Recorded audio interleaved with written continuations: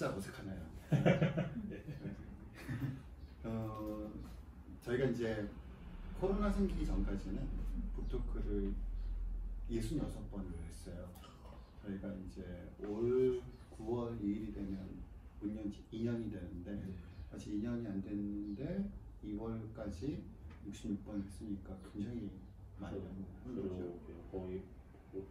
거의 매주 하다시피. 네.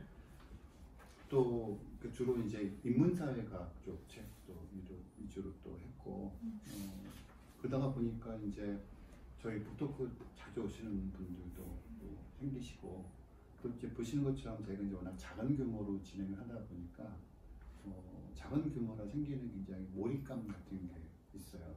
그래서 작가분들도 저희 서점 이제 북토크로 오시면 나를 구경시키고 간다는 것보다 독자를 만났다는 느낌. 사실 글 쓰는 사람한테는 좀 오늘 이제 주제가 외로움 이런 문제도 있습니다만 글 쓰는 행위 자체가 되게 외로운 행위잖아요. 네. 그리고 되게 궁금하죠. 도대체 내가 쓴 걸 누가 읽을까? 읽을 사람은 있을까? 읽는다면 누가 읽을까? 그리고 그 사람은 읽고 어떤 생각을 할까? 이런 게 되게 궁금하고 그런데 이제 사실 책이 나오고 나서 이런 자리가 그런 궁금증을 풀 수 있는 그러니까 막연하게 이제 머릿속에 단어로만 있었던 독자의 얼굴을 이제 보게 되면 그게 이제 독자가 실체화되고 이제 이런 경험은 다음에 또 글을 쓸 때 이제 도움이 많이 되는 것 같아요. 다음에 또 다른 글을 또 쓰면 그때도 역시 또 외로운 과정들은 계속 반복이 되겠지만 그래도 이제 독자의 얼굴을 본 경험들이 이렇게 축적이 되면 그래도 이제 그때 내가 만났던 그분들이 또 내 책을 읽어주시지 않을까라는 기대감 때문에 훨씬 더 그 외로움이 좀 덜해진다고 할까요? 그 용기도 좀 생기고 그래서 이제 그런 만남이 굉장히 중요한 것 같습니다.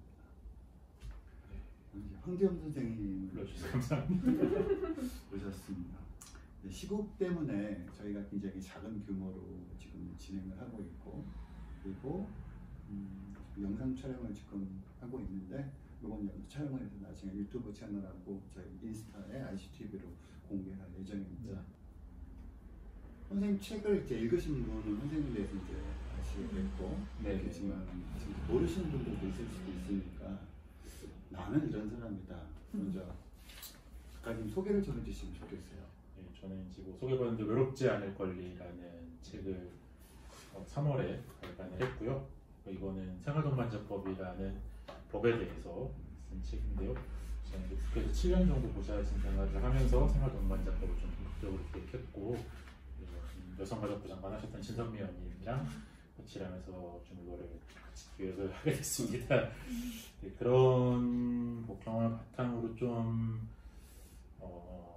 정치권에서 쓰는 책들이나 뭐 정치적인 언어들 같은 게 이렇게 뭐 갈등이나 아니면 권력 투쟁에 대한 것, 뭐 우리가 어떻게 권력을 얻을 것인가, 뭐 제가 뭐 나쁘다, 뭐 그런 얘기만 있는데 조금 정책에 대해서 일반 시민들에게 좀 친절하게 설명하는 역할이 우리 정치관이 부족하지 않나. 평소에 좀 그런 의식을 갖고 있어서 나부터 뭐 좀 부족하지만 뭐 하나의 중요한 뭐 쟁점이 될 수 있는 그런 소재를 국민들이 이해하기 쉬운 방식으로 한번 고민해서 써보자. 그래서 이제 이번 책을 내게 됐어요. 그 정책 보좌관은 보통 이제 사람 잘 모르는 이렇게 전면에 드러나는 분들은 아니어서 그렇죠. 저희가 이제 아무래도 보는 건 의원들을 보게 되고 정책 보좌관이 있다라는 건 알고 있지만 그분들이 어떤 일을 하시는지 잘 저도 잠깐의 경험이 없는데 정책 보좌관은 어떤 일들을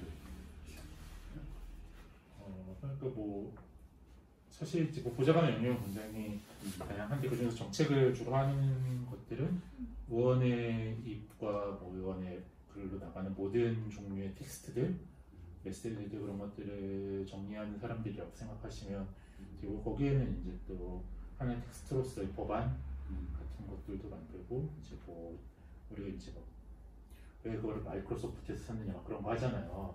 그런 종의 질의서 같은 것들도 사전에 준비하는 뭐 그런 일들을 하고요. 이제 그거는 이제 뭐 의원 이런 방향으로 준비하자, 이런 법안을 준비하자 그런 거를 더 구체화하고 이런 실험 방안을 좀 알아봐서 구체화하는 것도 있고요. 혹은 뭐 더 적극적으로 뭐 이런 식의 이런 뭐 이슈를 좀 던져보자 그런 식으로 제안을 하기도 하고요. 뭐 그런 뭐 다양한 일들을 하게 되는 거죠. 그리고 좀 이번에 방향을 구체화하고 실현 가능한 방식으로 만들어내는 사람들이라고 생각하시면 돼요. 정치학을 전공. 네, 저는 이제 정치학을 학부랑 석사에서 정치학을 했고요. 근데 뭐 여자신 생활이 그렇게 뭐 아주 직접적으로 연관이 되지는 않아요. 아무래도 뭐 정치학 하시는 분들이 많기는 한데 오히려 너무 정치학을 하신 분들이 많아서 물론 그거는 전문성으로 인정받지 못하고 또 우리 사회에서 약간 정치라는 것들이 전문적인 분야라고 생각하지 잘 않으시잖아요. 이제 뭐 그냥 택시 기사나 동네 아저씨들도 다 자기가 되게 정치를 잘 안다고 생각하시고 그래서 오히려 사회복지학을 하거나 아니면 뭐 요새는 환경이나 그런 거를 생태를 뭐 이렇게 전공하신 분들을 더 선호하시는 분들도 있고 조금 뭐 역할이 저는 정치학을 하긴 했는데 꼭 정치학을 해야만 그걸 하는 건 아니에요. 그럼 이제 정치학을 선택하실 때 대학을 진학하실 때 어떤 정치와 관련된 일을 하겠다라는 생각을 갖고 정치학을 선택하셨던 건가요? 아니면 그냥 솔직히 뭐 직업에 대한 그런 진지한 고민은 없었던 것 같아요. 내가 뭐 이런 직업을 요새만 해도 워낙 취업이 안 좋으니까 약간 취업을 고려한 전공 선택하신 분들도 아니면 또 그냥 관심에 따라서 하시는 분들도 계시지만 저는 이제 청소년 시기에 청소년 운동을 좀 했었는데 그러면서 이제 한참 두발자유와 같은 이슈였는데 뭐 일정 정도 성과가 아예 없진 않았어요. 그런데 이게 어떻게 누가 이런 결정을 하고 뭐 누가 이 정도에서 이 정도 한계를 두는 결정을 하고 그런 것들이 좀 궁금했고 그래서 어렸을 때부터 조금 우리가 어떤 정책적인 그런 이슈를 싸우는데 이건 누가 이렇게 만들고 있지 그런 것들을 좀 관심이 많이 있어서 그냥 그때는 모르겠어요. 이게 딱 어떤 연령에 대한 편견이 아니라 저의 청소년 20대 때는 사실 막 뭔가 현실적인 뭐 나의 뭐 먹고 사는 거나 그런 것에 대한 걱정이라기보다는 어떤 궁금한 어떤 좀 맹목적인 것들이 많이 있어서 뭐 내가 막 정책 말고 다른 걸 별로 그때는 관심이 없었어요. 그러니까 제가 이제 그 정책보좌관 그쪽을 많이 여쭤봤냐고 하면 이 책에서 다루는 주제가 외로움 주제잖아요. 근데 이제 우리가 이제 보통 생각하는 어떤 정책, 또 정책보좌관이 하는 일들, 국회에서 하는 일들과 이렇게 잘 연결이 안 되는 주제. 그러니까 우리는 보통 이제 어떤 전통적인 정책의 영역이라고 하면 뭐 떠올릴 수 있는 것이 뭐 일자리라든가 뭐 주거라든가 무슨 뭐 노동이라든가 근데 그런 것들은 이렇게 쉽게 연대가 오지만 외로움이라고 하는 것은 좀 그런 맥락에서 물론 이제 책에서도 잠깐 언급이 되고 있습니다만 뭐 외로움을 요즘 정책적인 어떤 영역 안으로 가지고 오려고 하는 뭐 그런 시도들도 뭐 해외에서도 있고 또 한국에서도 지자체 중에서도 이제 그런 것도 적극적으로 보인다는 지자체들도 나타나고 있긴 한데 그래서 그런 배경이 참 궁금했어요. 정책보좌관 일을 하시면서 이 외로움이라는 주제에 좀 천착하시게 된 계기랄까? 이거는 이제 예를 들면 작가님 개인적인 생각으로부터 출발한 건지 아니면 정책보좌관으로 일을 하셨던 의원실에서의 어떤 결정들에 내려진 정책 방향하고 어떤 연관성이 있는 건지 아니면 두 가지가 다 뭐 선호, 원인을 뭐 따질 수 없게끔 서로 이렇게 얽혀 있는 건지 그게 참 궁금했습니다. 일단 뭐 의원실에 들어가기 전부터 뭐 가족의 문제나 그런 것들에 대한 관심이 많이 있긴 있었어요. 이제 뭐 프랑스에서 팍스법이 98년에 제정되면서 한국에서 이제 막 제가 대학 다닐 때쯤 그런 것들을 소개가 되기도 하고,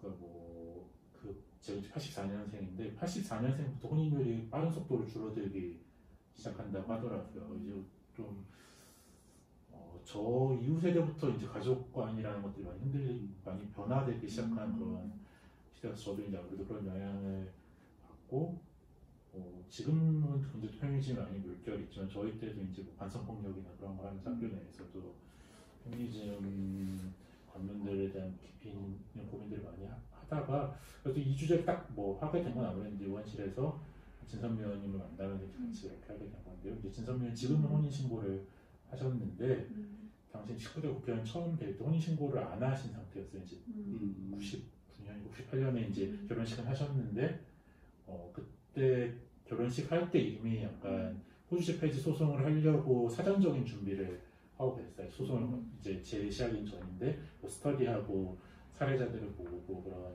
것들 하고 계셔서 내가 뭐 호주제 폐지를 하는 변호사인데 호주제 폐지를 주장하는 변호사인데 뭐 이 당신의 그 남편 호주로 해서 혼인 신고를 하는 것이 뭐 나의 신념과 맞지 않는다. 우리가 이제 뭐 호주제 폐지된 다음에 혼인 신고를 하지 않고 그런 식으로 했었는데 호주제가 실제로 2005년이 되어야 이제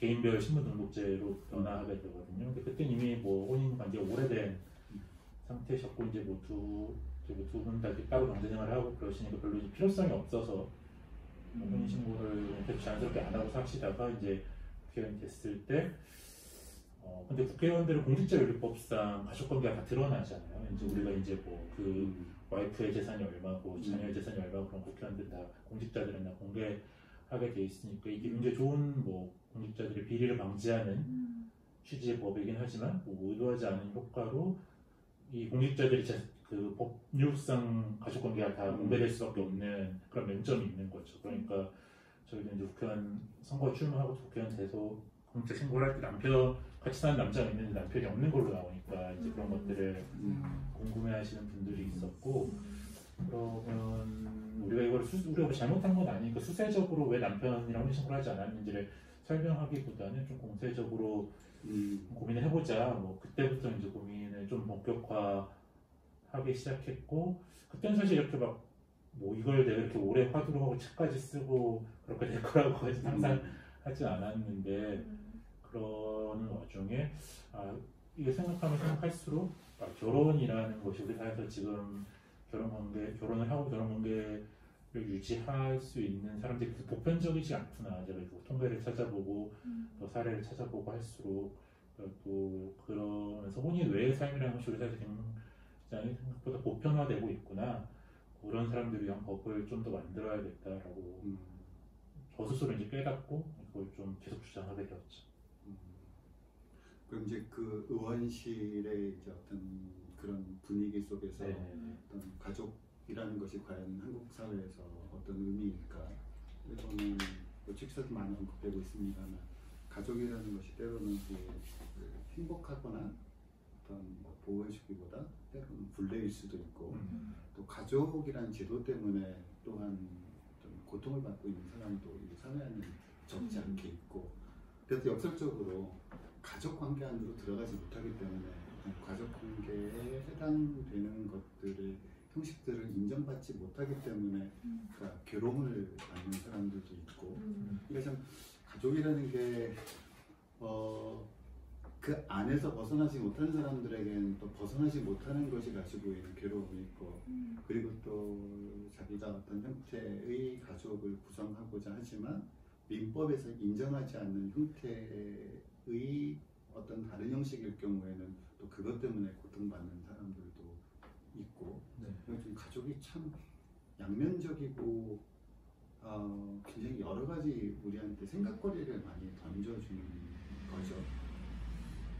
가족에 대한 책을 쓴다는 게 그만큼 말씀하신 대로 사람들마다 맥락이 워낙 상이하기도 하고 굉장히 감정적인 주제잖아요. 가족이랑 무슨 굉장히 뭐 좋은 감정이 나쁜 감정이 강한 감정을 가지고 있기 때문에 사실 좀 굉장히 겁도 나고 사람들한테 사람이 갖고 있는 가족에 대한 관념을 내가 다 반영해서 책을 풀어낼 수 있을까? 그런 것들을 좀 고민을 많이 하면서 쓰고 있는데, 그만큼 가족이라는 것에 제 표현은 이제 가족에 대한 비용이라고 썼는데, 가족이 하나의 좀 일종의 비용이 되니까 이미 가족인 사람들은 그것이 굉장히 부담스럽고, 가족도 이루려는 사람들이 이제 뭐 동성애자들처럼 아예 이제 민법상으로 가족을 법적으로 구성할 수 없는 사람들도 있지만, 뭐 그렇지 않더라도 이성애자들이라고 하더라도 가족으로서 책임져야 될 각자의 비용들이 너무 많기 때문에 가족을 흔쾌히 수립할 수 없는. 그래서 이제 한편으로는 이제 생활동반자법이라는 작은 주제에 대한 책이기도 하지만, 어떻게 한국 사회에서 가족이라는 것이 갖고 있는 부담감을 낮출 것인가, 가족이 유지하고 가족이 되는 비용을 어떻게 낮출 수 있는가, 그런 고민들도 사실 좀 많이 저변에 깔려 있죠.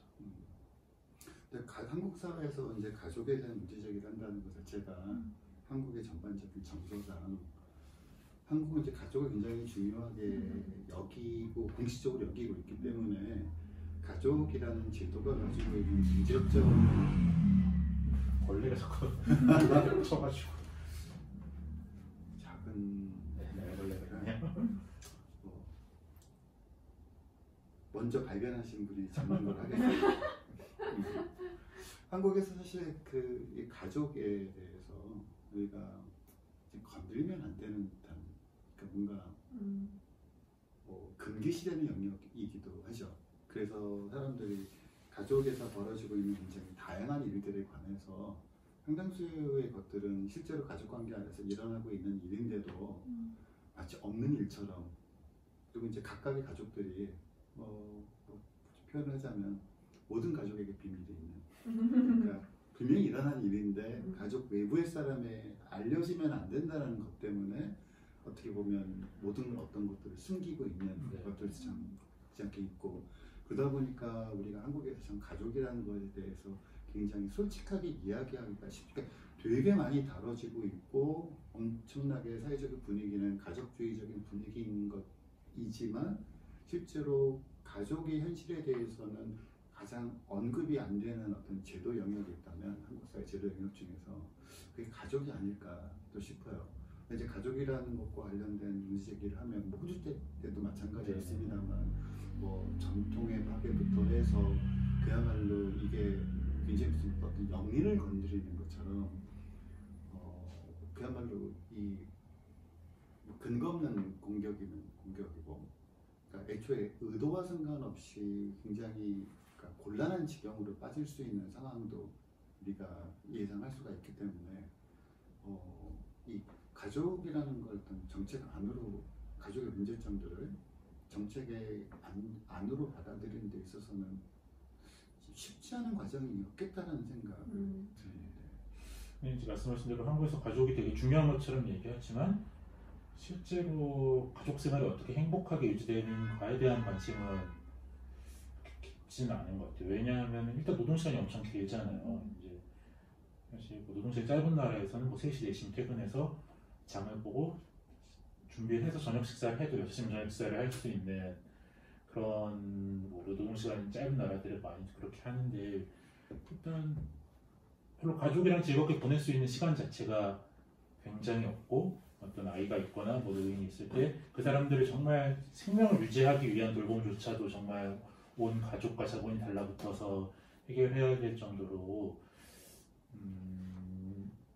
가족이란 어떤 가족이란 틀 자체를 지키는 것에는 굉장히 관심이 많지만, 실제로 이 사람들이 어떻게 이 집 안에서 친밀감을 나누고 사는지, 그것들의 소중함을 정말로 정말 한국에서 진지하게 중요하게 생각하는가, 저는 사실 별로 그러지 못하다고 생각을 했고, 가족이라는 틀, 혈연이나 그런 혼인이나 가족이라는 틀 자체가 아니라 사람들이 집안에서 나누는 친밀성, 그로부터 뭐 나타나는 뭐 경제적으로 보면 재생산이 됐건 그런 것들에 대한 진지한 관심이 없어서 1인 가구 굉장히 폭증하고 있는데도 그것들이 그렇게 친밀성의 위기라고 사람들이 별로 인식하지 못하고 있고, 정책적으로 그런 사실 1인 가구를 폭증하고 있는 거에 대한 정책적인 설명이 전혀 없는 거죠 사실. 그런 하는 뭐 애를 안 낳는데 그 하나 정도 그렇다고 생각해서 가족이 사실 생각하는 것도 가족 필요 없어 그런 법은 아니거든요. 오히려 굉장히 가족이 누구에게나 가족이 필요하고 누구에게나 집안에서 친밀함을 나누는 것들이 굉장히 중요하고 그런 의미로 이제 책 서두에서 제가 이게 굉장히 보수적인 가치를 담고 있는 뭐 법안일 수 있다. 가족을 만들자는 법안이고 그렇기 때문에 사실 이게 기존의 어떤 한국 사회에서 보수 진보로 이렇게 딱 양분되는 어떤 것에 좀 정확히 위치하기가 힘든 그런 법인 것 같아요. 이제 굉장히 가족을 해체하는 법인 것 같으면서도 어쨌든 가족을 만들자고 하는 법이기 때문에 그래서 한국에서 정책적으로 사회적으로 중시되는 가족이라는 것이 어떤 의미인가 그런 것들을 좀 다시 확인하는 그런 법이고 그렇기 때문에 향토마니아뿐만 아니라 이제 노동시간을 축소하고 이 사람들이 실제로 서로에게 부담을 갖지 않고 즐거운 생활을 유지할 수 있도록 사회복지를 강화하고 그런 것들이 저는 다 분리된 맥락은 아니고 다 하나의 맥락 속에서 집안에서 정말 평등한 친밀성을 만들어 나가는 그런 고민 하에서 이어질 수 있다고 이제 친밀성을 키워드로 삼았을 때 네. 여러 가지 아이러니가 펼쳐지는 게 한국 사회의 풍경이 아닐까 싶습니다. 그러니까 현대가족은 출발은 친밀성에 의한 출발이죠. 그러니까 남녀가 사랑에 빠지고 이 사람 같이 살아야 되겠다. 그 둘이 친밀한 관계를 제도화하는 게 이제 법적인 결혼이라는 거고 거기서 이제 자녀가 태어나면 또 부모와 자녀 사이에는 세상에 있는 어떤 집단보다 친밀성에 의한 관계를 맺어진 게 가족이라는 곳이 그러니까 출발과 기원은 친밀성이라는 키워드를 빼놓고 이야기할 수 없고 현대 가족이 가지고 있는 가장 두드러진 특징이 바로 친밀성에 기반을 한 인간관계라는 건데 이제 선생님 말씀하신 것처럼 출발은 그러한데 진행되는 과정 속에서 과연 가족이라는 제도 안에 친밀성이 여전히 담보되어 있는가 그러니까 가족이라는 제도와 친밀성이라고 하는 하나의 키워드가 어떤 교집합이 혹시 이게 탈락되는 것은 아닐까 심한 경우는 이제 노동 시간이라든가 과연 우리가 현재와 같은 조건 속에서 가족이 함께 할 수 있는 시간이 얼마만큼 허락되어 있고 가족들이 실제로 친밀한 관계를 유지하기 위해서는 서로가 잘 알고 있어야 하고 그러려고 하면 훨씬 더 많이 같이 할 수 있는 시간이 있어야 되는데 한국 사회 구조가 가족들이 이런 시간들을 같이 할 수 있는 조건들을 허락하지 않는 구조다 보니 본래적인 낭만적 사랑이라는 것이 시간이 흐르면 친밀성 죽을 것 같아서 했다가도 이게 힘이 휘발성이 있는 것이 낭만적 사랑이 가지고 있는 기본적인 비극입니다만 거기에다가 이제 한국은 하나 더해진 것들이 친밀성을 유지할 수 있는 사회적 조건들이 유지가 되지 않으니까 때로는 이제 많은 사람들이 가족이 껍데기다라는 느낌들을 받는 그러니까 친밀성이 가족 안에 있는 것 같지 않은 그 다음 도대체 친밀성은 어디에 있는 것인가 왜냐하면 인간이라 하면 친밀성이 필요하고요. 친밀성 없으면 외롭다라는 건 결국 친밀한 관계를 유지하지 못하는 그게 이제 외로움이란 굉장히 큰 사회적인 병이 될 수 있는 것도 한 인간을 흔들어 놓을 수 있는 위기로 몰아넣을 수 있는 것이 친밀한 관계를 맺고 있는 그 어떤 사람이 없었을 때잖아요. 그래서 선생님 말씀하신 대로 이 가족과 친밀성이 과연 교집합이 유지되고 있는가 이 문제는 진짜 우리가 솔직하게 좀 이렇게 던져봐야 할 질문인데 이제 이런 질문을 이제 던지게 되면 굉장히 위험한 사람 어떤 가족이라고 하는 어떤 전통을 무시하는 대신은 뭐 가족은 그런 게 아니야 그러니까 이게 이제 뭐 굉장한 용기를 필요로 하는 행동인데 그런 맥락에서 이 외롭지 않은 권리는 물론 이제 많은 책들이 그 글을 쓸 때 용기를 필요로 합니다만 저는 특히나 이런 한국이 가지고 있는 가족과 친밀성이라고 하는 이런 관계 속에서 이 외롭지 않은 권리는 이제 용감한 책이 아닌가라는 생각입니다. 제가 용감하다고 생각하는 판단에 대해서는 어떻게 생각하세요? 그런데 뭐 아직까지 그렇게 책이 어마어마하게 화제가 되지는 않아서 그런지 모르겠는데 사실 막 엄청 악플도 달리고 욕도 먹을 거라고 그냥 악플이 아예 없는 건 아닌데 또 그래도 이제 뭐 지지해 주시고 이해해 주시는 분이 많았고 사실 저는 저희 부모님 이 책을 이해할 수 있을까? 제가 하는 주장을 받아들일 수 있을까? 그런 고민을 사실 하면서 쓰긴 했거든요. 읽으셨나요? 뭐 읽으셨다고 하시더라고요. 읽으셨는데 그 이후로 뭐 코멘트가 없었어요. 근데 뭐 그래서 그냥 뭐 아들이 한 거니까 잘했다고 하는데 별로 그러신 스타일은 아닌데 그래도 되게 걱정은 되지만 네가 이런 주장하는 거에 대해서 그리고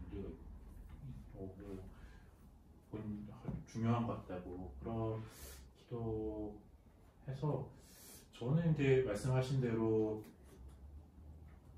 한국 사람들이 되게 친밀한 관계를 맺고 싶어하는 욕망이 제대로 실현할 수 있는 그러니까 아주 결혼이라는 사실 협소한 틀 외에 거의 그러니까 뭐 불륜이나 좀 부끄러운 짓이라고 생각하는 사실로 폄하되는 그런 짓들이 아닌 방식으로 실현될 수 있는 방식이 너무 없다 보니까 그런 욕망들을 잘 드러내지 못하고 그래서 이제 이게 뭔가 좀 제도화된 언어로 정리된 언어로 설명을 하면 생각보다 괜찮은 것 같은데 그렇게 받아들여 주시는데 제가 책을 쓰기 전에도 생활동반요법에 대해서 설명을 하면서 이게 뭐 20, 30대에 제가 적절 비혼을 주장하는 그런 분들은 당연히 되게 기다리시는 뭐 그런 법안이겠지만 저희도 이제 지역구가 있고 그러니까 되게 어쨌든 뭐 지역구가 되게 보수적인 분들도 많이 계시잖아요. 그런 분들을 설득하기 위해서 그 말을 해봤을 때 제가 동거를 주장한다, 그렇게 허용한다 그렇게 얘기하면 당연히 말도 안 된다고 생각하시지만 그러니까 뭐 주변에 뭐 사별하시거나 이혼하셔서 혼자 계시는 분들이 많지 않느냐. 그분들도 이제 앞으로 뭐 60한 뭐 은퇴하는 연령을 생각하면 일단 30년은 더 살아야 되는데 점점 나이도 먹을 거고 몸도 안 좋아질 건데 그냥 외롭게 저렇게 두는 것보다 어쨌든 마음에 맞는 친구가 있으면 그게 뭐 이성 친구, 동성 친구가 마음에 맞는 친구가 있으면 뭐 짝을 이뤄서 좀 서로 돌보고 살면은 나라에서 그걸 좀 도와주고 뭐 임대주택도 같이 들어갈 수 있게 해주고 뭐 건강보험도 같이 사용할 수 있게 해주고 그런 제도를 한번 만들려고 한다라고 하면은 그거 괜찮은 것 같다고 또 그렇게 풀어서면 그만큼 이제 말씀하신 대로 이 어떤 친밀성이나 가족에 둘러싼 언어들이 워낙 편견을 많이 가지고 있어서 그 동거라는 단어, 뭐 혼인이라는 단어 그런 것들이 동성혼 이런 게 그런 들어가는 것들이 워낙 편견들을 많이 갖고 있어서 그렇지 실제로 친밀한 관계를 맺고 싶은 욕망들이 굉장히 많이 쌓여 있다고 생각을 했고 그렇기 때문에 그래서 책을 쓴 이유기도 한데 용기 있다고 말씀하셨지만 저는 이거를 좀 친절하게 잘 풀어서 설명하면 그렇게 허무맹랑한 소리로는 받아들여지지 않고 고민해볼 만한 주제로 인식될 거라는 생각을 했어요. 뭐 그걸 용기라면 용기일 수 있었고 오히려 생활동반자법 위법에 대해서 계속 충분히 좀 설명될 기회를 갖지 못하고 어떤 편견을 가진 언어들로 공격을 받고 있을 때 이게 그렇게 허무맹랑한 내용은 아닌데 좀뭐 찬성하든 반대하든 한국 사회에서 되게 필요하게 한번 주장을 해볼 만한 얘기인데 그런 것들이 안타까워서 이제 좀 충분하게 설명할 수 있는 기회를 갖자 그래서 그 매체로 이제 책을 선택한 거죠. 사실 실생활의 불편함에서 접근을 하게 되면 사실 이 가족 관계의 어떤 경직성이라는 것 때문에 실제 생활에서 불편을 느끼게 되는 경우들이 굉장히 많잖아요. 제가 직접 경험했던 것 중에 하나는 제 친구가 지금 결혼을 안 했는데 갑자기 배가 아프다고 그래서 병원에 이제 응급실에 가야 되는데 그들이 저한테 연락을 취해서 제가 데리고 갔어요. 응급실에 갔는데 이제 급성 맹장에서 빨리 수술을 해야 되는 거예요. 그럼 이제 수술이니까 그야말로 동의서를 써야 되잖아요. 근데 지금 빨리 해야 되는데 그것도 뭐 물론 이제 식구한테 연락하면 이제 부모님 오시겠지만 그 시간은 이제 걸리고 저는 이제 좀 당장 드리고 온 사람이고 근데 저는 이제 사인을 못 하는 거죠. 법적으로 이제 가족이 아니니까 근데 이제 뭐 예를 들어서 그 친구 같은 경우는 그래도 이제 부모님이 멀지 않은 곳에 계셔서 부모님이 빨리 이제 오셔서 이제 이렇게 처리를 하면 되지만 네. 그렇지 않다고 하게 되면 실제로 어떤 사람 사실 가족 관계는 이미 깨지다시피 해서 가족과는 전혀 막내도 없고 그러고 살고 있는데 근데 그 사람이 율법상으로는 가족은 아니긴 하지만 실제로 가족 이상으로 어떤 서로를 이렇게 돌봐주고 어떤 서포트를 해주는 관계를 맺고 있는 사람이 이제 그런 상황 속에서는 해줄 수 있는 게 아무것도 없다는 것 이런 어떤 생활 속의 불편함들은 아마 사람들이 이제 인생을 살면서 이제 이러저러한 이유로 굉장히 많이 접했을 거고 그런 관점에서 이제 어떤 가족 이외의 관계를 가족 관계하고 준하는 것으로 인정을 하거나 허용을 해주는 어떤 생활 동반자법을 이제 그런 맥락에서 또 접근을 하게 되면 이런 사람들이 좀 받아들일 수 있는 영역들이 되게 많지 않을까. 근데 이제 이걸 이념적으로 접근하게 되면 이제 그다음에 이제 보통 그 나오는 게 그럼 선생님 책에도 나옵니다만 동성 결혼을 허용하기 위해서 필요한 게 생활 동반자법이야. 근데 이렇게 가게 되면 동성애를 인정할 것인가 말 것인가, 동성애를 인정하되 어디까지 인정할 수 있을 것인가라고 하는 매우 이념적인 문제로 이렇게 실질적인 생활의 불편함을 해소하기 위한 정책의 방향이 아니라 거의 이념 전쟁이 될 수도 있는 가능성이 있어서 혹시 이 풀어가는 방식, 접근하는 방식이 어떤 방식으로 접근하는가에 따라서 어떤 생활 동반자법의 논의가 사회적으로 확산되는 데 있어서도 굉장히 갈림길이 달라질 것 같은데 저는 책 같은 경우는 이제 외로움이라고 하는 문제, 실질적으로 한국 사회에서 어떤 가족 관계가 가지고 있는 여러 가지 문제점들을 지적하고 그것들을 굉장히 다각도로 조명을 하면서 후반부에 가서 어떤 생활 동반자법에 관련된 이야기를 풀어나가는 순서는 그런 맥락에서는 되게 어떤 이념 전쟁으로 빠지지 않고 어떤 설득력 있는 그래서 좀 사회 어쨌든 설득력이 있어야 좀 논의를 우리가 좀 많이 해야 이 법이 실질적으로 이제 만들어질 수 있는 바탕이 되는 건 그럴 텐데 그래서 이렇게 풀어가는 방식이 저는 개인적으로 되게 의미 있었어요. 이념적인 문제로부터 출발하는 것이 아니라 정말 우리가 생활 속에서 느끼는 여러 가지 불편함들 그리고 곤란을 겪고 있는 굉장히 여러 가지 형태의 사람들의 그런 언급들이 쭉 나오잖아요. 그러고 나서 이제 그러하기 때문에 어떤 생활 동반자법과 어떤 것들이 필요하다는 어떤 진행 순서는 되게 설득력 있는 거죠. 아니었나 싶은데. 근데 악플을 좀 보셨다고 하니까 악플들은 어떤 이념적인 악플이었나요? 네, 책을 안 읽고 쓰시는 안 읽고 뭐 그냥 그런 건 이제 익숙해져서 별로 큰 타격은 없었는데 이게 S24에서 처음 달린 게 막 그런 악플이어서 무슨 뭐 자기는 동거하는 사람과 섹스하지 않을 자신이 없다고 제 이제 좀 출판사 되게 섹스한 사람을 같이 할 수 있나요? 그런 자극적인 문장이어서 마케팅에 약간 낚는 용도로 많이 좀 노출을 시켰는데 그거를 보고 이제 들어오셨는지 자기는 뭐 같이 하는 사람을 섹스를 안 할 자신이 없다고 뭔 말인지 모르겠고 그런 생각을 많이 했고 이제 생활동반자법이 기존에 이제 찬성하시는 분들도 반대하시는 분들도 조금 협소한 틀에서 논의되고 있다는 생각을 많이 했어요. 이제 찬성하시는 분들도 막 혼인 제도를 아예 막 근원적으로 뛰어넘는 그런 방식이고 반대하시는 분들도 이게 막 혼인 완전 부정하거나 뭐 동성혼으로 가거나 뭐 그런 주장 뜻이라 뭐 나름의 일리가 있겠다라고 생각을 하지만 이게 생각보다 굉장히 우리가 보편적인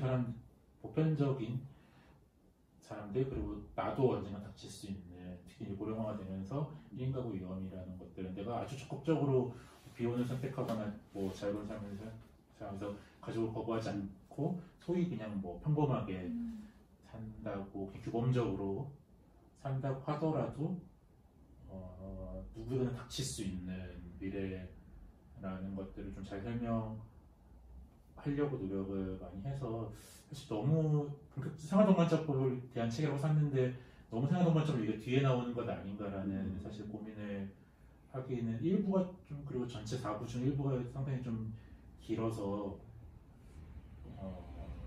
너무 이제 돌아가는 것 아닌가 그런 고민도 있긴 있었는데 생활동반자법 그리고 생활동반자법을 넘어서 이제 어떤 가족과 관련한 법이라는 것이 실제로 굉장히 모든 국민들에게 연관되는 그런 내용이다라는 거를 좀 쌓아놓고 설명하기 위해서 그리고 책을 끝까지 안 읽고 생활동반자법에 대한 책을 샀는데 일부에서는 거의 생활동반자에 대한 얘기가 나오는 그런 좀 불편함이 있으시긴 할 수도 있는데 그런 고민하에 근데 그걸 되게 설득력 있게 제 의도를 잘 알아주셔서 기분이 좋네요.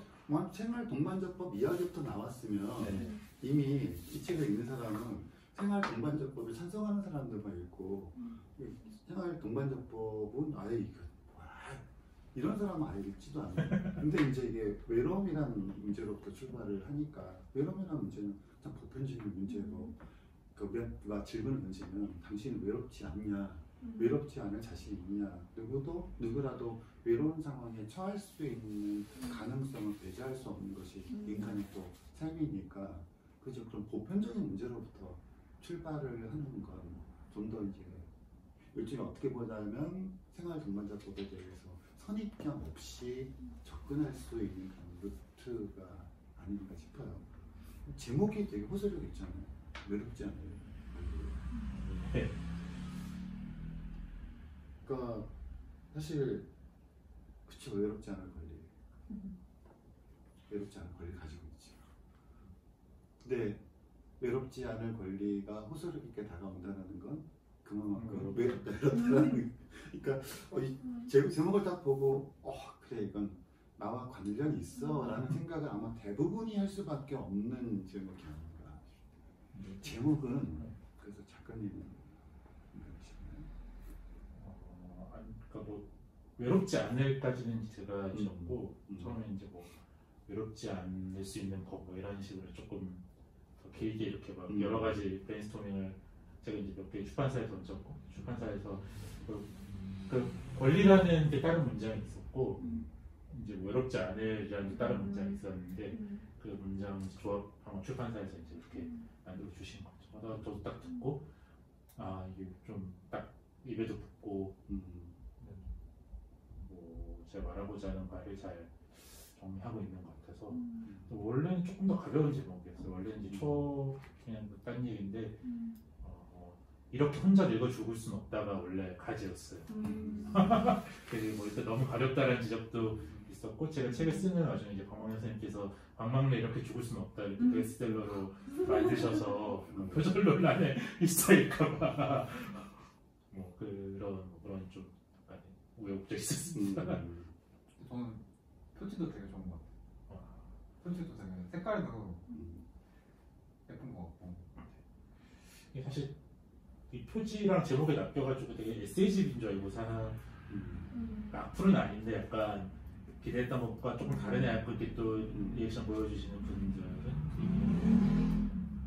근데 읽다 보면은 그래도 뭐 정치책 치고는 좀 가볍게 쓰려고 노력을 많이 하긴 했는데 읽다 보면 정책에 대한 얘기도 많이 나오고 이런 적극적으로 보관 설명도 하고 그러니까 좀 에세이만 평소에 좀 즐겨 사회과학서를 잘 안 읽으시는 분들한테는 조금 생각했던 거랑 다른 책이네 그렇게 받아들이시는 경우도 있긴 있는 것 같아요. 그러니까 표지 디자인에 대해서 얘기를 하면 저희처럼 이제 그 책을 파는 입장에서 저희가 가장 싫어하는 디자인들이 몇 가지가 있어요.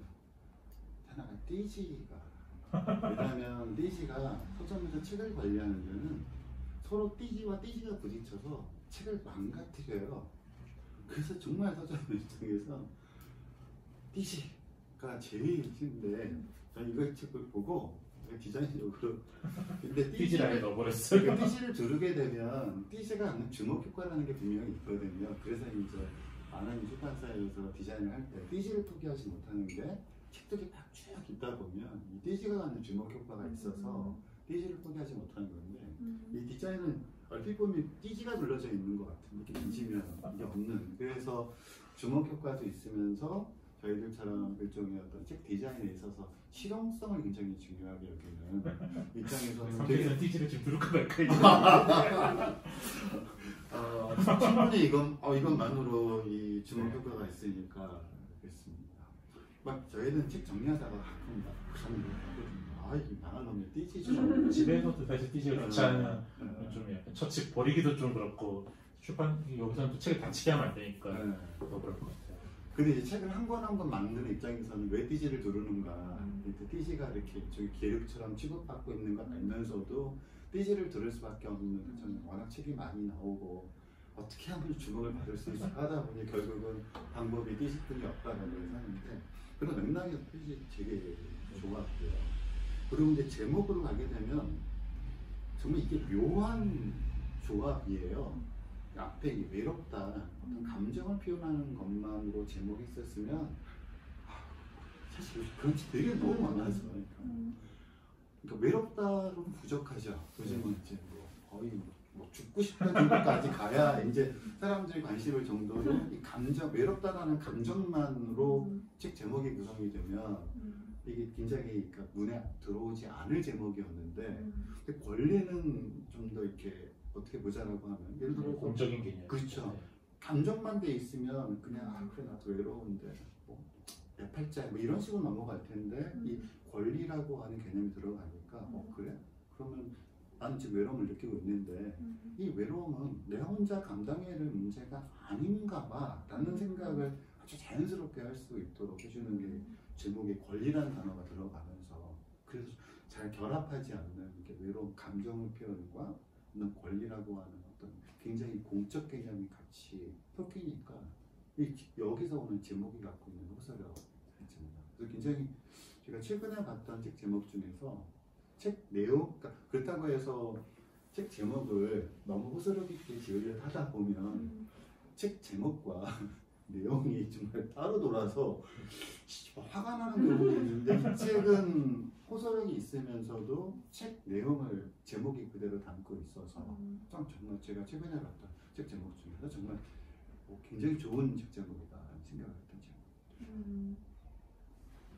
여러분들은 어떠셨어요? 그러니까 이 북토크에 오시게 되는 게 뭐 여러 가지 이유가 있을 수 있는데 한국 작가를 보고 싶었다 싶고 책 제목을 보고 나는 이건 내가 하고 싶은 이야기가 담겨 있을 것 같다 이런 여러 가지가 판단이 있었을 텐데 어떠셨나요? 저는 아직 책을 읽어보지는 못했는데 말씀하신 것처럼 이 제목에서 좀 와닿는 부분이 굉장히 컸고 이거를 읽어봐야지 하던 차에 이제 딱 북토크 소식을 만나서 뭐 꼭 책을 먼저 읽고 북토크를 가는 것뿐만 아니라 그 반대가 돼도 괜찮겠다 해서 이제 먼저 온 거였고 근데 말씀하시는 걸 들어보니까 이제 이 책을 읽을 때 어떤 좀 마음가짐으로 읽어야 되겠다는 게 잡히는 것 같아요. 책의 구조도 잘 설명해 주셨고 또 책을 쓰실 때 어떤 여러 가지 생각이나 감정들도 잘 전해 주신 것 같고 제가 얼마 전에 그 한겨레에 난 기사를 보면서도 좀 이 책과 연관을 해서 생각을 해보게 됐었거든요. 이제 그게 뭐였냐면 유럽에서는 중세 때부터 그 여성들이 함께 생활하는 공동체라고 해서 백인앤이라는 게 있었다고 해요. 이게 이제 여성들이 뭐 나이나 출신이나 뭐 직업에 관계없이 이제 공동 거주를 하면서 이제 우리나라 쉐어하우스처럼 뭐 주방이나 거실은 같이 쓰면서 공동 개인의 방은 있는데 그 방은 개인의 부동산으로 소유를 인정받는 거죠.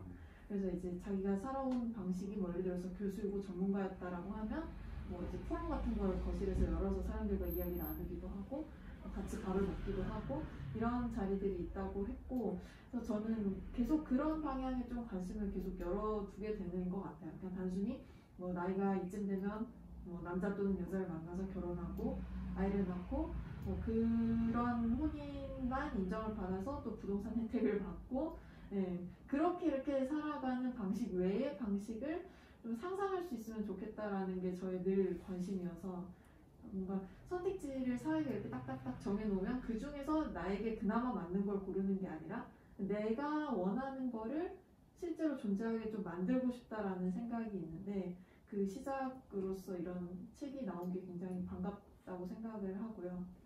네, 그래서 오늘 말씀하신 것들 잘 기억해서 책도 꼭 열심히 읽어보겠습니다. 네.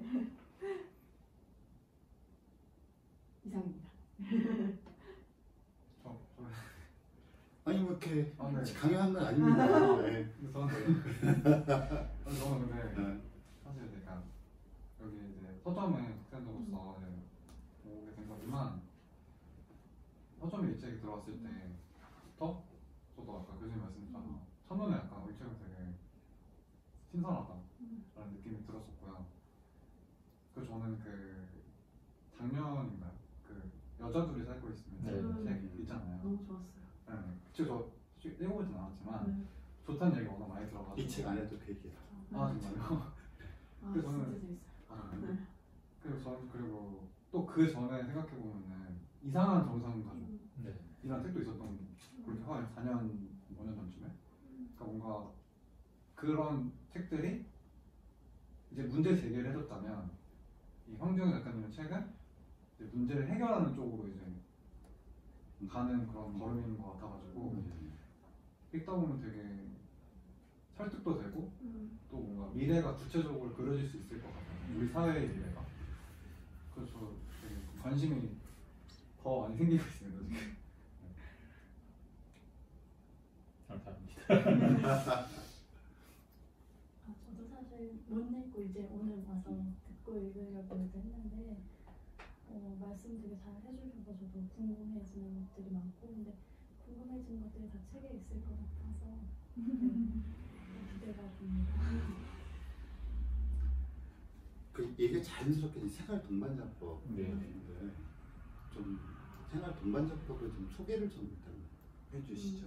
그 생활 동반자법을 한 작가님 소개해 주시면 저희가 그 법안 이렇게 소개를 듣고 궁금한 게 생길 수도 있고 아니면 이런 내용들이 그 법안에 좀 담겼으면 좋겠다라는 건의사항 이런 것 좀 있을 것도 같아서 먼저 한 작가님이 생활 동반자법을 좀 간략하게 소개를 해주셨으면 좋겠습니다. 그렇죠. 일단 생활 동반자가 뭐냐? 생활 동반자라는 건 이제 꼭 혼이나 혈연으로 묶인 가족이 아니라고 하더라도 성인 둘이서 서로 같이 살면서 서로 돌보고 일정 정도 부양도 이루어지는 관계를 생활 동반자라고 정의를 하고 그 관계를 법적으로 등록하고 이제 그 관계를 위한 권리와 의무를 부여하는 게 이제 생활 동반자법. 이라고 이제 쉽게 설명하면 그럴 수 있는데요. 이제 그렇기 때문에 뭐 혼인에는 기본적으로 이성관계가 되고 또 정조의 의무가 있기 때문에 이제 배타적인 성애적인 관계를 전제하고 있는데 그걸 안 넣었기 때문에 이제 성인들이 서로 부양하고 돌보기만 하면은 이제 이루어질 수 있는 그렇게 뭐 친구 사이일 수도 있고 아니면 연인 사이일 수도 있고. 이제 성애적 관계 여부를 전혀 묻지 않는 그건 지금 사생활이니까 네. 법이 뭐 궁금해하면 알 필요는 없는 네. 거겠죠? 그렇게 되는 법이고요. 이제 그걸 어떻게 국가에 등록하고 해소할 것인가. 등록과 해소가 단지 국가 관리뿐만 아니라 그러니까 둘 사이가 어떻게 합리적으로 시작되고 헤어질 때도 합리적으로 해결될 수 있는가. 그리고 둘이 같이 살 때 필요한 사회복지적인 혜택은 무엇인가. 그리고 또 둘이 실제로 같이 살기 위해서 불편하지 않으면 아까 말씀하신 대로 의료적인 결정권이라던가 그런 데서 이 둘 사이에서 어떤 권리가 부여되어야 하는가라는 것들을 고민해서 담은 게 이제 생활동반자법이고요. 이제 혼인이나 혈연 관계는 뭐 당연히 이제 보장되는 것들이 많이 있는데 그 중에서 이제 그것들이 어떤 그러니까 가족이란 건 일종 신분 관계이기도 하잖아요. 제가 이제 뭐 이번에도 이제 고인 대신 구하라 씨와 관련된 법 때문에 이제 한창 논란이 되긴 했는데 실제로 관계가 끊어졌지만 이제 구하라 씨가 이제 열심히 활동하시면서 권 재산을 누가 가져갈 것인가 그런 걸로 있는 것처럼 실제 친밀성과 무관하게 이제 신분 관계인데 기존의 가족법들을 보장하고 있는 권리와 의무라는 것들이 신분 관계이기 때문에 당연히 보장되는 것들이 있고 둘이 같이 살 때 필요하기 때문에 이제 보장해 주는 것들이 있는 것들을 좀 구분해보자. 그래서 이제 신분 관계가 아니라 성인 둘이 공동생활을 할 때 실질적으로 필요한 것들이 무엇인가를 이제 추려서 생활 동반자법을 담은 거죠. 일단 제가 이제 하는 그 궁금증, 생활 동반자법은 서로를 생활 동반자라고 여기는 네네. 두 명이 일종의 계약 관계처럼. 그렇죠. 일종의 계약을 맺는 거죠. 근데 둘만 계약을 맺으면 이게 사적인 거니까. 네. 그러니까 우리도 결혼하고도 국가에 혼인 신고를 해야 법적으로 어떤 가족으로 인정을 받는 것처럼 일종의 그런 계약을 맺은 사람들이 둘만 계약을 맺으면 이건 공적 효력을 갖지 못한 계약이니까 국가의 일종의 등록, 즉 등록이 정확한 표현인가요? 신고죠. 등록 신고라는 절차를 통해서 공적인 법적 효력을 가질 수 있도록 하는 거죠. 그러면 아까 이제 생활 동반자의 대상이 되는 사람이 동거 여부가 결정적인가요? 그러니까 서로 따로 살면서 그러니까 그래 따로 살지만 난 이 사람 나 생활 동반자, 그쪽도 저를 생활 동반자. 이제 뭐 혼인에도 동거 의무가 있잖아요. 이제 비슷한 수준의 동거 의무라고 생각하실 수 있는데 그게 뭐 주민등록이 따로 돼 있다고 완전히 바로 해소되거나 그런 건 아니겠지만 혼인에서 동거 그러니까 뭐 둘 사이가 어떻게 뭐 합의를 해서 어떤 뭐 직업이 달라졌다거나 그런 이유로 같이 사는 것만으로 이혼의 사유가 되지는 않는 것처럼 그런 건 아니지만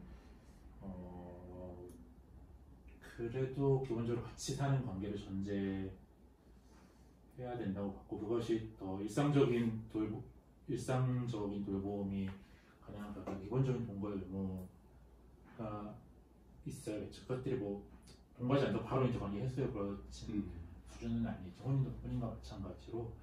그러니까 가령 이런 거예요. 이제 혼인에서 동거 의무가 그러니까 이거는 생활동반자 일방적인 해소가 가능하기 때문에 이혼 사유라는 거는 성립하지 않겠지만 혼인에서는 내가 같이 살 수 있는 환경이고 같이 살자고 계속 요구했는데 저 사람이 뭐 나랑 계속 별거를 한다거나 그럴 때 이제 이혼을 청구할 수 있는 사유가 됐든지 동거 의무를 위반했다 그런 표현을 쓰거든요. 이런 것처럼 생활 동반자인데 이 사람이 나랑 같이 살기를 거부하고 나는 이제 같이 살 의지가 있고 상황도 되는데 같이 살기 거부하고 그러면은 이제 뭐 둘의 계약 위반으로 일종의 위자료를 청구하면서 관계를 끝내거나 그럴 수 있는 건 성립하겠죠. 그래야 이제 둘이 실질적으로 돌본다는 것이 좀 물리적인 행위로서 이루어질 수 있는 그런 전제 조건이 된다고 좀 저는 봤어요. 근데 그것들이 관계 제약이 맺을 수 있는 관계를 폭력하지 못하는 것들이 있는 거죠. 그리고 좀 더 우리가 생활 동반자법에 대해서 좀 더 폭넓게 논의한다면 과연 이제 동거가 중요한 전제 조건, 필수 조건이 되어야 되는 것인가에 관해서는 좀 논의 여지가 있을 거라는 생각이 들었어요. 왜냐하면 저 같은 경우도 그럼 내가 생활 동반자로 등록하기 위해서 그 사람과 같이 그러니까 동거라고 하는 문제는 좀 다른 또 영역의 문제가 있어서 너무 작은 이슈가 되지 않을까. 그래서 이제 그게 좀 궁금했었어요. 동거 여부가 어떤 생활 동반자 계약 체계에 있어서 저도 동거를 해야 되느냐 혹은 뭐 3명 이상은 안 되느냐 뭐 여러 가지 그러니까 생활 동반자로도 이제 포함되기 어려운 관계들이 사실 있을 수 있는데 또 어쨌든 법적인 권리를 부여하고 어떤 세금으로 제공한 어떤 혜택을 준다고 할 때는 사실 한때 국가행정에서는 일정 정도 바운더리를 사실 그을 수밖에 없고 사실 그런 바운더리가 어느 정도 수준이어야 하는가라는 고민을 많이 사실 했어요. 잘못하면 가짜 계약의 횡행. 근데 뭐 가짜라고 안 해서 이제 뭐 그냥 그 가짜란 표현 적절하지 않고 그냥 더 느슨하고 더 이제 더 그냥 뭐 따로 살면서 더 심정적으로 친한 친구라던가 그런 관계까지 이 생활 동반자법으로서 보호할 것인가. 그렇다고 하면 이게 그냥 뭐 친한 친구와 생활 동반자는 어떻게 다른 것이며 그런 그런 것들을 많이 고민했을 때 실제로 좀 같이 사는 것들이 어느 정도는 좀 중요한 조건. 그것이 뭐 일시적인 뭐 이렇게 따로 산다고 바로 끊어지는 건 아니지만 좀 실제로 생활이 같이 일어나고 있고 이제 뭐 일종의 세대를 이루는 그러니까 흉노국사의 조부님의 세대가 아니라 어쨌든 뭐 식구 뭐 그런 가구를 이루는 그 정도는 성립이 되어야 사실 이제 법적으로 혜택을 줄 수 있고 보호할 수 있는 그 정도의 상호의 어떤 친밀한 의존성이 없는 관계를 가족관계 뭐 생활동반자라는 이 정도 혜택을 주는 관계로 뭐 생활동반자고 다른 더 다른 상상력들을 더 많이 발휘해서 이제 다양한 층위를 두는 것들이 하나의 방법이겠지만 그러니까 제가 책에서 주장하고 있는 법적인 권리와 사회복지 혜택의 수준과 사람들이 그 많은 관계들 중에서 어떤 수준이 이게 적합할 것인가. 그래서 제가 이 정도 선에서 하면은 뭐 그 둘의 균형을 이룰 수 있을 것이다라고 제안을 한 거죠.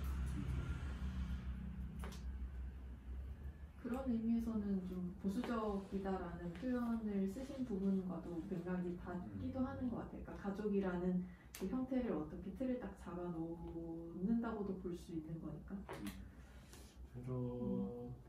그렇죠. 그런 의미가 있고 제가 이제 뭐 그렇게 생각하지 않으시는 분들도 있겠지만 어쨌든 현실 정치권에서 정책을 다루었던 사람이고 학자들이나 활동가들이 갖는 상상력처럼 자유롭지 않은 측면이 있다라고 생각을 하거든요. 현실적으로 이게 어떻게 입안이 되고 재정이 어떻게 투여될 것이고 그런 것들에 대한 전제를 가지고 이제 좀 그렇기 때문에 사실 뭐 주장 자체는 이렇게 급진적일 수 있지만 기본적인 관점 자체가 그렇게 막 아주 자유로운 상상을 발휘하고 있지는 않다고 생각을 했고 그렇기 때문에 한편으로는 더 이게 당장이라도 실현될 수 있는 수준으로 뭐 만들자 그런 생각을 많이 하면서 사실 법안을 구체적으로 디자인했어요. 이제 어느 정도 학자들이나 활동가들하고 뭐 시민들이 자유롭게 상상을 하는 것들은 또 그런 분들이 하시는 것들이 많이 있으니까 정책을 입법 전문가로서 이 정도 수준의 입법을 해보자라고 좀 구체화시키다 보니까 말씀하신 대로 보수적인 그런 측면이 있죠. 그 책에서도 언급되지만 그러니까 프랑스 같은 경우 시민연대 협약이라는 게 1999년에 만들어졌는데 이게 생활동반자법하고 좀 유사한 거라고 볼 수 있죠. 이제 그런데 그러니까 프랑스에서는 이제 더 나아가서 2013년에 가게 되면 동성결혼법이 한 것 같아요. 근데 그러니까 프랑스의 시민연대 협약하고 동성결혼법은 굉장히 위상의 차이가 있죠. 그러니까 선생님 책에도 잠깐 나옵니다만 이 생활동반자법을 어느 수준을 놓을 것인가. 그러니까 예를 들어 프랑스의 동성결혼법까지 가게 된다고 하면 그러니까 가족에 관련된 것들을 규정하고 있는 현재 민법인데 그럼 민법을 수정해야 되는 가족을 제정해야 되는 거니까 민법상에서 이제 그건 정말 엄청난 격렬한 그야말로 이념 논쟁 뭐 정말 이 한국을 두 가지로 쪼갤 수 있을 정도로 이념 논쟁이 벌어질 수 있는 거기도 하고 근데 좀 더 이제 다른 쪽에서 좀 실용적으로 접근한다면 민법을 수정하지 않으면서 생활동반자법을 일종의 특별법이나 민법 이외의 다른 법률적 형태로 만들게 되면 민법을 수정하는 문제를 피해갈 수 있는 거니까 아마 이제 그런 맥락에서 예를 들어서 일부의 사람들은 이 생활동반자법 보수적이지 않느냐라는 이야기가 왜 민법의 어떤 우리가 가지고 있는 여러 가지 문제점들 중에서 가족이라는 제도가 가지고 있는 경직성으로 인해서 발생하는 문제가 그렇게 많다면 왜 보다 적극적으로 민법에서의 어떤 가족과 관련된 것들을 재정의 내리거나 개정하지 않고 이렇게 우회하려고 하는 건 너무 이렇게 적당한 수준에서 문제 해결해서 타협하려고 하는 게 아닌가라는 비판을 하시는 분들 입장에서 보면 생활동반자법이 약간 보수적인 그래서 어떤 가족이라고 하는 틀과 일종의 타협을 하려고 하는 것처럼 보일 수도 있을 것 같다는 생각이 들기도 했어요. 그런 비판은 뭐 인정을 하죠. 저 스스로 이제 이게 막 음. 매운맛이 안 되고 순한 맛이 안 나는 그런 거. 카레 1단계 네. 아기맛. 제가 가족들에 대해 근원적인 어떤 문제의식 그리고 이제 현대 국가제도 사실 그 한편에 가족제도라는 것도 그렇지만 관계를 국가에 등록한다는 것 자체도 사실 어떤 급진적 입장에서 보면은 뭐 왜 우리의 자유로운 관계를 이제 국가에 뭔가 또 등록하는 하나의 틀을 만들려고 하는 거냐라는 거고 그래서 어쨌든 생활 동반자법이라는 것 자체를 곰곰이 생각해 보면 어쨌든 국가 행정력이 되게 사람들한테 잘 닿게 하면은 삶의 질을 낮게 할 수 있다는 전제를 사실 가지고 있는 그런 디자인이거든요. 그런 측면에서 저도 뭐 역시 보수적이라고 비판되는 측면들이 있고 이제 뭐 인법에도 사실 개정해야 될 게 많죠. 이제 뭐 동성혼도 저는 이제 뭐 찬성하든 반대하든 몇 년 내에 피할 수 없는 논쟁이 될 거라고 생각을 하고 이미 지금 약간 이 세계가 코로나19 때문에 멈춰져 있지만 같은 뭐 동북아시아권이라고 할 수 있는 대만에서도 이제 이것들이 입법화했고 일본에서도 조금 더 적극화되고 있기 때문에 한국에서도 뭐 피할 수는 없을 것 같아요. 또 이 결혼이라는 것은 국제법적인 제도이기도 하기 때문에 신문문제와 관련된 피할 수 없는 그리고 이제 뭐 상속에서 어제 책에도 조금 설명드리면 뭐 상속의 유류분 제도라던가 뭐 쿠아라법 같은 것도 일종의 민법 제정 사항인 거잖아요. 그런 식으로 가족관계 변화하는 민법 자체를 이제 건드리지 않을 수는 없겠지만 근데 뭐 호시 폐지부터 해가지고 이제 유류분 조치라도 설명했지만 어쨌든 1세대 여성주의자들이 되게 적극적으로 투쟁해서 만든 제도이기도 하고 민법이라는 게 워낙 말씀하신 대로 큰 법이고 덕지덕지 붙어있는 그런 법이라서 이것도 하면 진짜 손을 대고 싶은 끝도 없는 그런 법이고 여기 이제 생활 동반자라는 우리의 관계를 어떤 여기 한 줄을 넣으면 이 민법상이 어느 위치에 있게 되냐 사실 굉장히 민법이라는 게 하도 이제 오래되고 복잡한 건축물 같은 거예요. 이제 거기 하나 내 방을 얻기 위해서 어디를 뜯어야 될지를 모르는 그런 거라서 아니라 그냥 공무원형도 그럴 필요는 없겠다. 우리 어차피 혈안으로서 가지고 주장하는 게 아니면 별도의 법으로 좀 더 캐주얼하게 둘이 같이 살 때 실질적으로 꼭 요긴한 것만 추려서 가자 그런 식으로 디자인을 하는 거죠. 그럼 지금 어느 정도 그 의회 안에서 논의가 됐거나 아니면 그 이런 법안에 대해서 일종의 관심을 가지고 있는 정당 그리고 의원들 규모가 어느 정도? 이제 뭐 새롭게 열리니까 어느 정도 관심을 가지실지는 잘 사실 이제 뭐 국회 내에서 공식적으로 논의는 건 거의 없다고 보면 토론회를 몇 번 저희가 전사위원 주관해서 열었고 뭐 관심 사회적으로 이슈가 되는 그 관심 있는 의원들은 있지만 그렇게 아직 이번에 본격화되기는 쉽지는 않을 건데 말 그대로 편견도 있고 그럴 수 있는 법이기 때문에 이제 찬성하는 여론들을 더 많이 만들어 나가는 게 좀 우선 필요하다고 생각을 했고 이게 뭐 동성애자들이나 혹은 뭐 내가 적극적으로 혼인제도를 거부하는 그런 소수 사람들만의 문제가 아니라 아는 사람, 고독에 처해 있는 많은 사람들에 대한 것이라는 걸 많이 일단 알리는 게 우선이겠다라고 생각을 했고 저는 이제 그래서 좀 든든한 지원문 중에 하나가 부모님은 혼자 둘 수는 없지만 모시기는 싫은 그런 사람들을 적극적으로 연대를 할 수 있지 않을까. 혼자 두자니 불안하지만 내가 모시고 살 수는 없는. 그럼 굉장히 많은 원군을 얻을 수 있는. 그런 분들이 이렇게 어쨌든 주변에 이렇게 좀 조금 효율적인 제도로 뭐 부모님 옆에 부모님 친구랑 같이 할 수 있는 방법을 열어준다고 하면 사실 굉장히 많이 참여할 수도 있을 거라고 생각을 하거든요.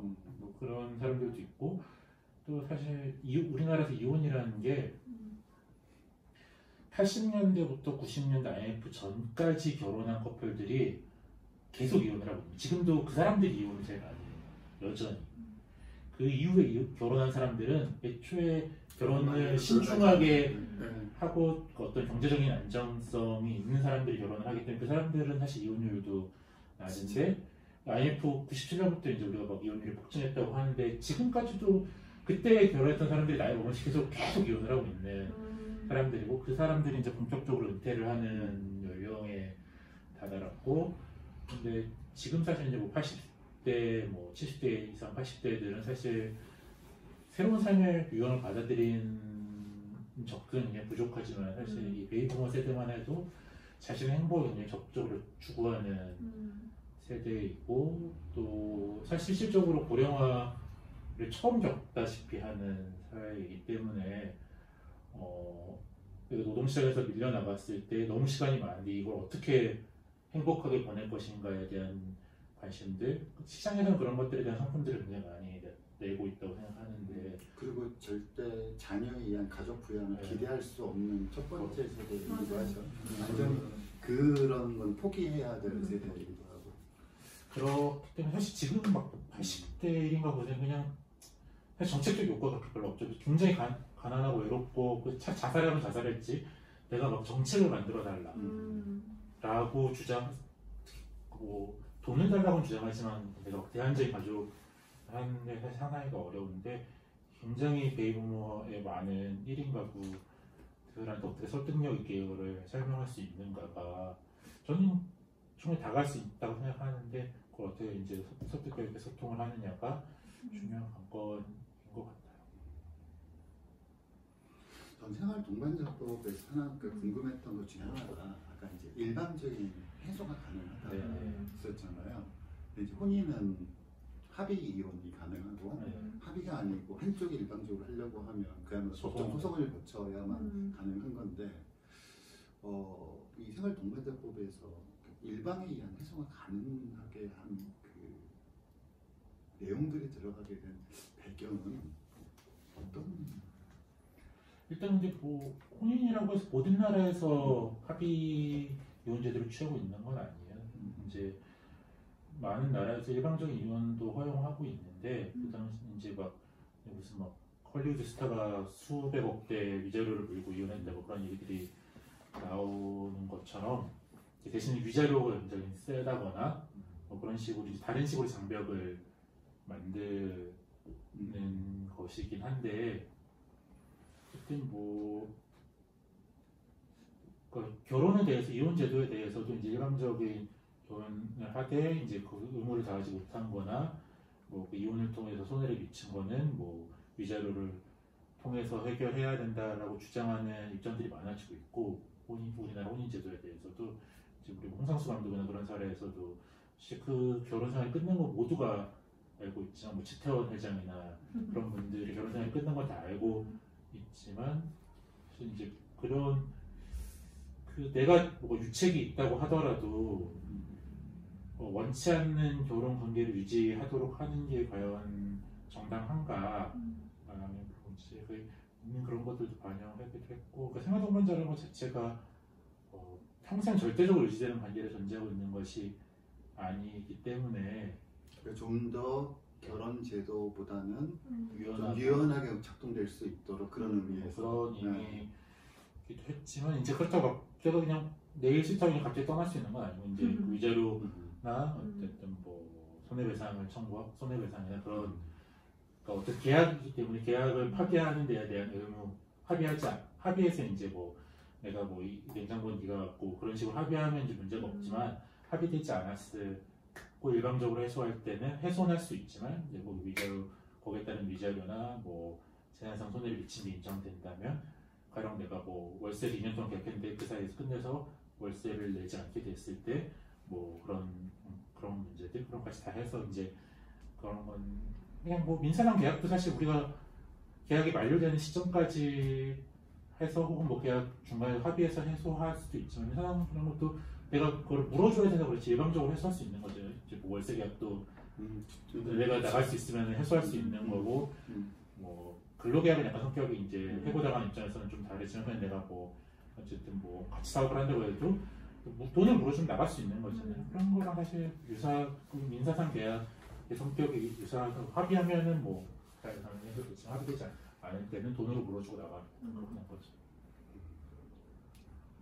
여러분들도 생활 동반자법과 관련해서 궁금한 점 생기는 거 있으실까요? 저는 조금 배경적인 질문인데, 그러니까 지금까지 말씀해주신 걸 이렇게 들어봤을 때 이제 이 생활동반자법 관련해서 뭐 예를 들어서 지역구에 계시는 이제 어르신들께 설명을 드렸던 경험이라든지 뭐 악플을 달았던 사람에 대한 이야기를 해주셨다든지 했는데, 그 저희가 흔히 밀레니얼 세대라고 이야기하는 그 30대 분들과 이 주제에 대해서 혹시 이야기를 나눠보신 경험이 있으면 그때는 그분들의 어떤 대체적인 의견이나 뭐 질문이 어떤 게 있었는지 궁금합니다. 일단은 뭐 필요하다고 생각하시는 입장이 많이 있었고, 또 근데 되겠냐 뭐 그런 반응도 사실 많이 있기는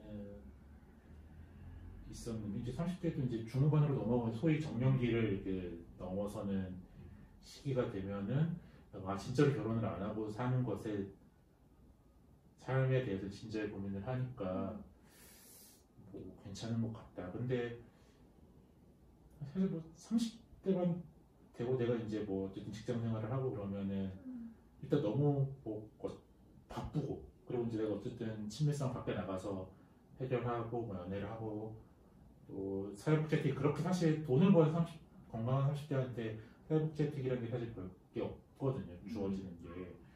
요금도 그냥 내기만 내는 거죠. 이러고 혜택을 받거나 그런 것들이 별로 없기 때문에 되게 오히려 감정적으로 동조하고 어쨌든 상징적인 의미에서 필요하다고 주장하지만 실질적인 필요성을 이렇게 아주 체감하지는 못하는 사람들이 오히려 있는 것 같고, 그치 뭐 저는 생활동반자법이 가나에서 인듀스텍에 들어가야 되거나 뭐 그런 식으로 사회복지 혜택에 요긴하게 필요한 시기에 오히려 더 적극적으로 이걸 선택해 볼까라고 고민하게 될 것 같다는 생각을 많이 하고요. 그런 것 같고, 근데 오히려 혼인한 사람들 중에 혼인으로 고민하거나, 그러니까 뭐 실제로 필요성보다 내가 결혼을 한다는 것 자체가 너무 불편해서 이제 막 시댁을 모시거나 뭐 그런 생활 동반자라는 거 있었으면 내가 결혼을 안 했을 거라고 그렇게 주장하시는 분들도 많이 있죠. 근데 뭐 그런 가족에 갖는 뭐 관례나 그런 것들이 사실 법으로 이제 일거하는 건 아니기 때문에 생각보다 반드시 정답일 수는 없겠지만, 뭐 그런 어쨌든 가족이 갖는 부담감을 생활동반자법이라는 대안으로 해소할 수 있을 거라고 기대하시는 분들이 많이 있는 것 같아요. 그 새로운 법이 만들어지기 위해서는 그 새로운 법이 필요성에 대한 절실함을 느끼는 사람들이 많아야 이게 정책 추진력이라는 것이 생기는 거잖아요. 특히 이제 법이 만들어지려면 이제 의회를 통과해야 되는데, 결국 이제 의원들은 어떤 법을 통과시킬 것인가 유권자들의 동향을 볼 수밖에 없고, 그렇다고 하면 이런 법을 아주 간절하게 원하는 사람이 많아야만 사실은 의회에서도 제대로 이제 논의가 될 거고, 상정이 된다고 하더라도 통과될 수 있으려고 하면 이런 법의 필요성을 굉장히 간절하게 느끼는, 호소하는 이제 압력을 가하는 사람들이 있어야 될 텐데, 그러기 위해서는 이런 대책이 굉장히 중요한 밑바탕이 되지 않을까. 그러니까 이런 법이 있는지도 몰랐던 사람들도 책을 읽고 나면 난 이런 문제들을 이런 방식으로 해결할 수 있을까라고 생각하지 못했는데, 이런 형태의 법안이 내가 느끼고 있었던 문제점들에 대한 해결책이 될 수도 있겠다라는 생각을 하시는 분들도 이 책을 읽고 나서 늘어났으면 좋겠고요. 그게 이제 일종의 추상적으로 느끼고 있었던 절실함을 구체적인 절실함으로 느끼는 그럴 테니까. 그렇죠. 이제 뭐 회사에서 이혼을 하거나 사별은 조금 다르지만 어쨌든 이혼을 하거나 어쨌든 재택 결혼을 하지 않거나 뭐 자식의 부양을 받을 만큼 자식이 그게 뭐 충분히 잘하지 않았다고 스스로 생각하시거나 그런 것들을 다 자기 잘못이라고 생각을 하기 때문에 그것이 사실 어떤 실패라고 생각하기 때문에 내가 이제 늙어 혼자 돼서 사는 거 혹은 뭐 외롭게 결혼하지 않았을 때 외롭게 사는 것들을 되게 감당해야 되는 당연한 것들로 받아들이는 것 같아요. 그렇기 때문에 내가 그것들이 성공적인 가족 생활을 가족을 만들지 못할 것에 대한 대가로 이제 그렇게 하는데 개인에게 그렇게 체념시킬 수는 있겠지만 사회적으로 그럴 필요가 있을까? 어쨌든 그런 것들이 사실 이제 뭐 노동시장의 변화 때문이기도 하고 사회 경제적인 불안정 때문이기도 하고 이 훌륭한 가족 생활이라는 게 어떤 나의 인내와 나의 지혜와 그런 것만으로 되는 건 사실 아니기 때문에 그런 것들이 이제 국정한 1인 가구에서 설명했던 것처럼 어떤 사회 경제적인 실패가 이제 가족의 외로움, 가족의 실패로 나타나고 외로움들 증폭으로 나타나는 거기 때문에 거기에 대해서는 적극적인 대안이 있어야 된다고 생각을 하고 저는 근데 사실 뭐 책을 써도 되겠다라고 생각했던 것 중에 하나는 이게 어떤 국가나 자본의 입장에서도 방향은 조금 상이할 수 있겠지만 지금의 가족법이라는 굉장히 위기에 처해 있다라는 것들을 받고 자본의 입장에서도 더 이상 한국 사회에서 노동력이 재생산되지 않고 그게 뭐 출산의 문제건 아니면 이 사람들이 건강에 다시 노동현장에 복귀하는 문제건 노동력이 재생산되지 않고 사람들이 노동할 의지를 갈수록 상실하고 있고 또 돈을 쓸 생각도 안 하고 굉장히 혼자서 최소한의 생계비만 사용하면서 겨우겨우 그냥 버티니까 내수시장도 안 좋아지고 그러니까 뭔가 가족을 뭔가 건드려야 될 것 같은데 그런 생각을 하고 있는 것 같고 그래서 실제로 매일경제에서는 프랑스 팍스북 같은 걸 도입하자는 사설을 쓴 적도 있어요. 매경이요? 네. 그러니까 이제 보수적인 입장도 매경의 보수가 있고 국민일보의 보수가 있을 텐데 그렇기 때문에 어쨌든 자본의 입장에서 기본소득도 네. 우파도 주장하고 좌파도 주장하는 거죠. 그런 식으로 지금의 결혼들 지금의 가족법으로는 더 이상 시장과 노동이 재생산되지 않고 있다는 위기의식이 있고 그렇기 때문에 어쨌든 뭔가 건드리기 시작할 거고 정부의 입장에서 이번에 기본자산 소득도 1인 가구 돈을 많이 주지만 사람들이 그렇게 없어 그 돈을 받고 엄청 그 정부 기대하는 효과들을 보면 펑펑 쓰지도 못하는 상황이거든요. 그런 식으로 4인 가구 한 100만 원 주고 1인 가구는 40만 원 주면 단순히 이론적으로만 따져도 2, 30만 원씩은 더 줘야 되는 재정적인 부담들 그리고 1인 가구가 되면 아무래도 더 빈곤할 확률이 높아지기 때문에 사실 가난한 1인 가구가 집단적으로 생기고 그 사람들이 늙기까지 한다는 거는 정부의 재정 입장에서는 사실 진짜 밑빠진 독처럼 되는 거거든요. 그러니까 저는 그렇기 때문에 보수적인 박근혜 정권에서도 그게 어떤 사회적인 편견들이 강하게 주장하지 못했지만 동거가구에 대한 차별 해소나 그런 것들이 박근혜 정부에서 사실 처음 정부의 공식 입장이 들어간 거거든요. 그런 봤을 때 국가와 자본의 입장에서도 이걸 어떻게든 좀 건드리고 싶어 하고 또 우리의 기본권 이점에서 우리의 다양한 삶의 기본권들이 받아들여지고 했을 때 그래서 국가는 이걸 자꾸 저출산의 문제로 이야기하려고 자본과 국가적인 그래서 저출산의 문제로 동거의 문제를 얘기하려고 할 때 우리가 어쨌든 뭐 우리의 기본권이나 자유나 다양성의 문제를 이걸 어떻게 해서 결합시킬 것인가 시민적 요구로 그런 것들을 하기 위해서 책을 써야겠다. 한편으로도 이런 방향으로 책을 만들어야겠다. 어느 날 저는 멀지 않은 시기에 삼성경제연구소 같은 데서 불쑥 동거법을 하자 뭐 이렇게 할 수도 있다고 이 출산이 이대로는 안 된다 그런 주장을 할 수도 있다고 생각하거든요. 지금 자본의 흐름으로 봤을 때 그랬을 때 우리의 대응은 무엇이어야 될까 그런 고민들도 사실 좀 담겨 있죠. 저희 처음에 이제 외로운 문제로부터 시작을 해서 또 전체의 방향까지 책 제목대로 외롭지 않을 그러니까 외롭지에서 시작해서 않을 권리로 끝을 맺었습니다. 그러니까 뭐 코로나19 저는 뭐 사태라고 좀 표현하는데 예상하지 못했던 거고 굉장히 많은 것들이 변화했죠. 그래서 저희 북토크도 지금까지 해왔던 북토크와는 전혀 다른 방식으로 진행이 됐지만 저는 개인적으로 이렇게 약간 처음에 좀 어색했지만 금방 좀 적응을 잘했습니다. 네, 그래서 제가 작가님 어떠신가요? 그렇게 더 많은 분들을 오프라인에서 만나면 사실 좋긴 좋을 것 같고, 사실 이게 논쟁하는 책이잖아요. 혼자 잠자리에서 읽고 위로받는 책이라기보다는 우리가 어떻게 나의 미래, 우리의 미래를 만들 것인가에 대한 논쟁하는 책이기 때문에 뭐 제가 저를 만나든 아니면 뭐 여러분들끼리 만나든 많이 만나서 읽었으면 하는. 근데 뭐 대학도 다 안 열리고 뭐 두꺼움이 있던 것들도 다 축소되고 그래서 참 속이 상하긴 하는데요. 또 이렇게라도 이제 뭐 저번 인원그룹 또 온라인 통해서라도 만날 수 있어서 또 그래도 이런 기회를 만들어 주셔가지고 뭐 즐거웠습니다. 그럼 영상으로 나중에 보실 분들을 위해서 살짝 저거 보시고 말씀해 주시고 뭐라고 얘기하지? 나중에 영상으로 보실 분들한테 멍석까지 얘기를 못하겠네. 네, 뭐